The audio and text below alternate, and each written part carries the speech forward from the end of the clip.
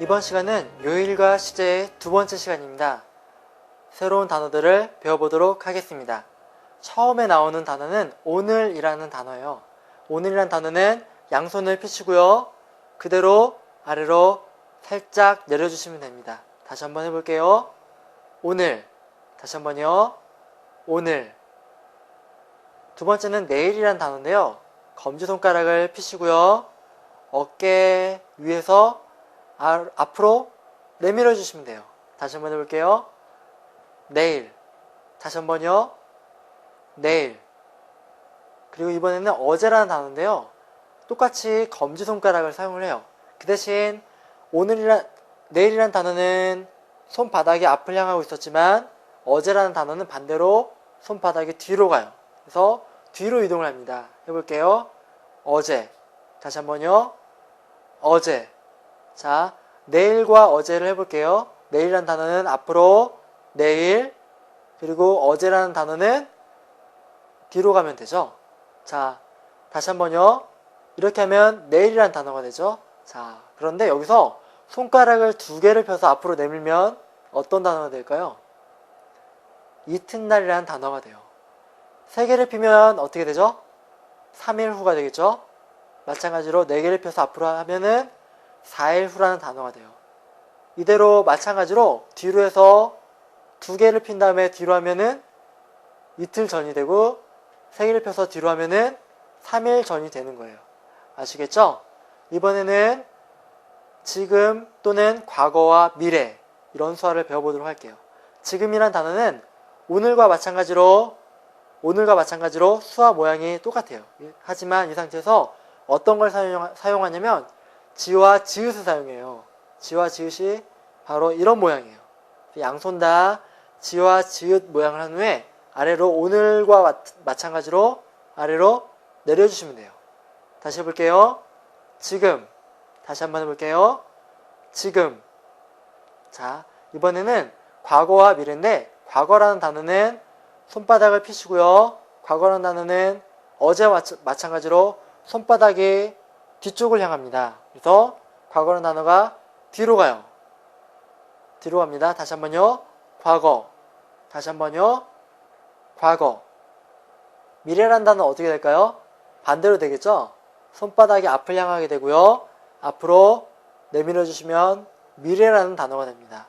다시 한번 해볼게요. 미래. 다시 한번요. 미래.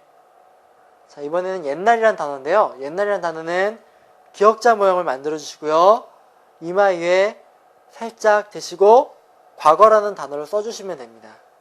아시겠죠? 다시 한번 해볼게요. 옛날. 다시 한번 해볼게요. 옛날. 다시 한번 해볼게요. 옛날. 이번에는 밀이라는 수화 단어인데요. 자, 오른손을 펴시고요. 문고리를 잡은 것처럼 손을 약간 구부려 보세요. 이 상태로 뒤로 살짝 당기시면 뭐뭐 하기 전이라는 수화가 돼요. 다시 해볼게요.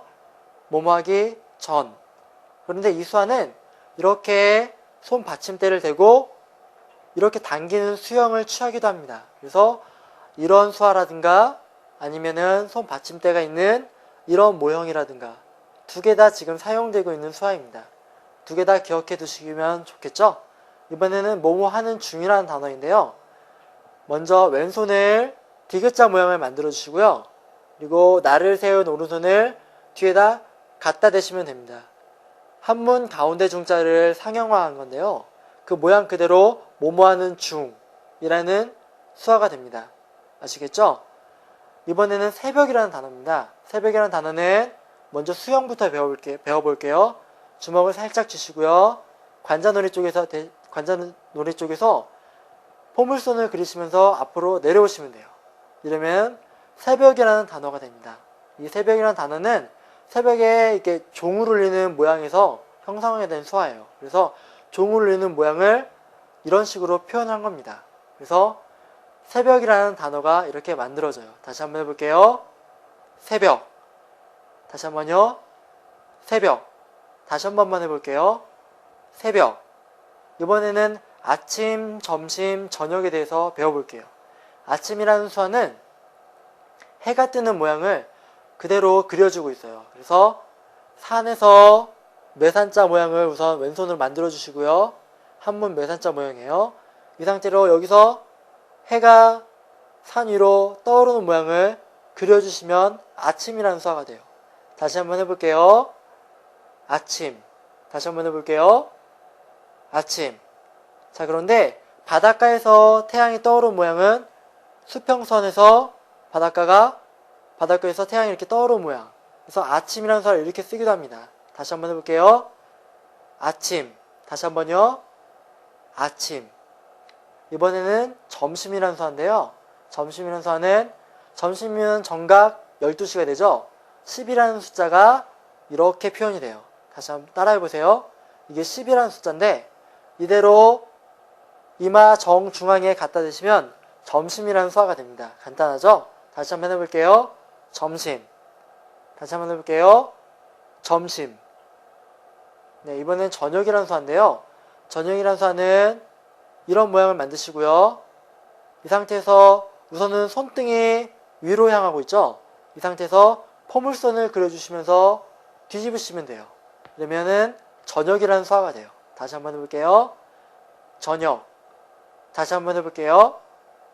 저녁. 그럼 아침, 점심, 저녁을 한번 순서대로 해볼게요. 아침은 뭐였죠? 매산자를 그리고 태양이 떠오르는 모습을 그리고 있죠. 그리고 또 하나는 수평선에서 태양이 떠오르는 모양으로 아침 이렇게도 사용을 하죠. 자, 두 번째로 점심은 뭐였죠? 숫자 11을 이용을 하죠. 숫자 11을 이용해서 이마의 정중앙에 갖다 대면 점심이라는 수화가 됩니다. 다시 한번요. 점심. 다시 한번요. 점심. 마지막으로 저녁이라는 수화는 이런 모양을 만드신 후에 손등이 처음엔 위쪽을 향해 있다가 뒤집으시면서 손바닥이 위로 향하게 뒤집으시면 저녁이라는 수화가 돼요. 다시 한번 해볼게요. 저녁. 다시 한번 해볼게요. 저녁. 예, 이번에는 밤과 낮이라는 수화인데요. 밤이라는 수화는 어둡죠? 자, 따라해볼게요. 눈앞에 시야가 가려지는 겁니다. 그래서 밤이라는 수화가 돼요. 다시 한번 해볼게요. 밤. 다시 한번 해볼게요. 밤. 반대로 낮이라는 수화는 어떻게 할까요? 이 상태로 벌려주시면 됩니다. 이러면 낮이라는 수화가 돼요. 다시 한번 해볼게요. 낮. 다시 한번 해볼게요. 낮.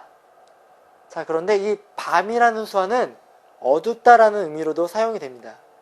밤이니까 어둡겠죠? 그래서 어둡다 또는 밤. 그러면 낮이라는 수화는 어떤 의미로 사용될까요? 밝다라는 의미로 사용되겠죠? 한번 해볼게요. 밝다 또는 낮. 자, 이번에는 오전과 오후라는 수화를 배워보도록 하겠습니다.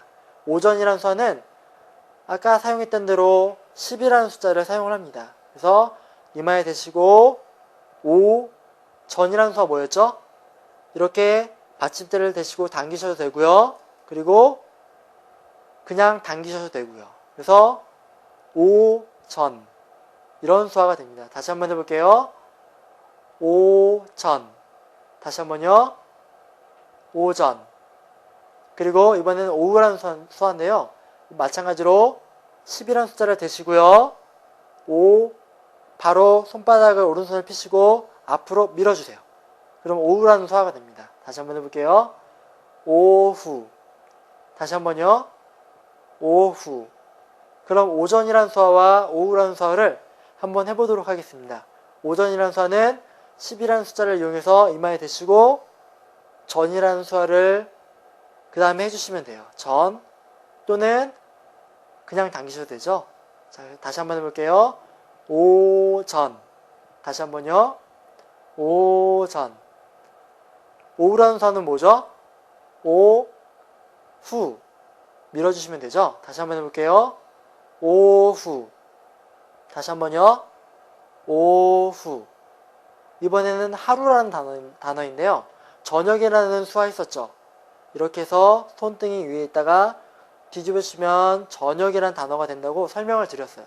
자, 하루라는 수화 단어는 이 상태에서 알파 모양을 그리시는 거예요. 이 상태에서 이렇게 그려주시면 하루라는 수화가 됩니다. 다시 한번 해볼게요. 하루. 다시 한번 해볼게요. 알파 모양입니다. 아래로 갔다가 뒤집어 주시면 돼요. 하루. 다시 한번 해볼게요. 하루. 이번에는 매일이라는 단어와 가끔이라는 단어입니다. 자, 매일이라는 단어는 니은자 모양을 해주시고요. 이 아래로 내려주시면 됩니다. 동시에. 간단하죠? 다시 한번 해볼게요. 매일. 다시 한번 해볼게요.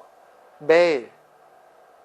이 단어는 항상이라는 의미도 있어요. 그래서 매일 또는 항상 또는 늘 이런 의미를 포함하고 있습니다. 기억해 두세요. 그리고 매일이라는 단어하고는 좀 반대되는 의미죠. 가끔이라는 단어는 먼저 오른손을 펴시고요. 가운데 손가락과 엄지손가락을 잡으시면 됩니다. 잡으시는데 옆에서 먼저 왼쪽에서 가끔 이런 식으로 잡아주시면 됩니다. 그러니까 여기를 처음에 찍고 이 중간에 공간이 비게 되는 거죠. 그리고 두 번째로 찍는 거예요. 그래서 가끔이라는 수화가 이런 식으로 표현이 돼요. 다시 한번 해볼게요. 가끔. 다시 한번 해볼게요. 가끔. 그러면은 매일과 가끔을 한번 동시에 해보도록 하겠습니다. 매일은 뭐였죠? 니은자 모양을 만들어서 늘 또는 매일 또는 항상 이런 수화가 되죠. 가끔이라는 수화는 뭐죠? 가끔. 다시 한번 해볼게요. 가끔. 그리고 이번에는 며칠이라는 수화인데요. 우리가 내일이라는 수화를 배웠었죠? 뭐였죠? 이거죠?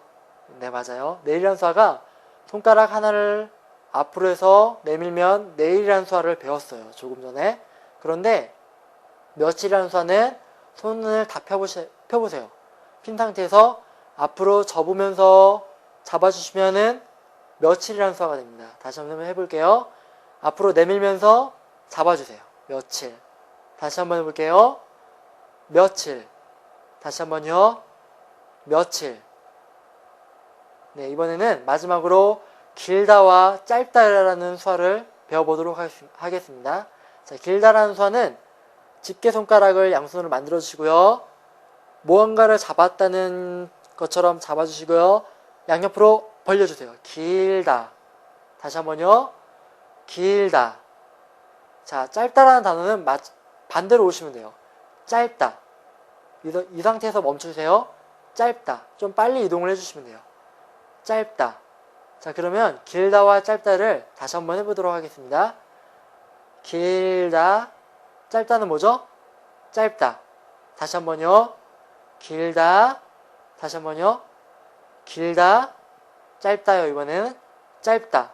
짧다만 다시 한번요. 짧다.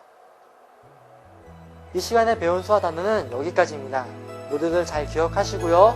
다음 시간에 만날 때까지 잊어버리지 않도록 복습 많이 하세요. 감사합니다.